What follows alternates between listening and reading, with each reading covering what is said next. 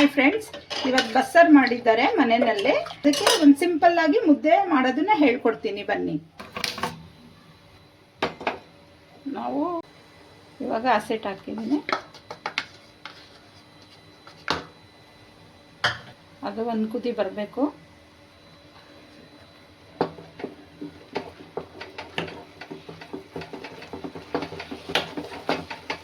ಮಕ್ಕಳಿಗೆ, ಇವಾಗಿನ ಮಕ್ಕಳಿಗೆ ಮುದ್ದೆ ಮಾಡೋದೆಲ್ಲ ಸ್ವಲ್ಪ ಕಷ್ಟ ಅನಿಸುತ್ತೆ. ಆ ಮಕ್ಕಳಿಗೆ ಇದು ತುಂಬ ಈಸಿ ಆಗಿದೆ ಅಂತ ಮಕ್ಕಳಿಗೆ ತೋರಿಸ್ತೀನಿ. ಇವಾಗ 2 ನಿಮಿಷ ಬೇಯಬೇಕು. ನೋಡಿ ಫ್ರೆಂಡ್ಸ್, ಮುದ್ದೆ ಬೆಂದಿದೆ. ಈ ಥರ ಕೋಲಲ್ಲಿ ಕ್ಲೀನಾಗಿ ಬಂದರೆ ನೋಡಿ ಮುದ್ದೆ ರೆಡಿ ಆಗಿದೆ.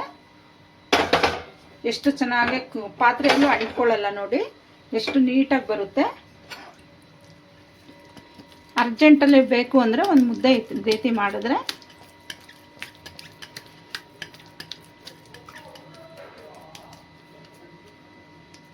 ಮುದ್ದೆ ರೆಡಿ ಇದೆ. ಮುದ್ದೆ ಬಸ್ಸಾರು ಅಂದರೆ ಒಳ್ಳೆ ಕಾಂಬಿನೇಷನ್ ಸ್ನೇಹಿತರೆ. ನೀವು ಟ್ರೈ ಮಾಡಿ, ಇದು ತುಂಬ ಚೆನ್ನಾಗಿರುತ್ತೆ.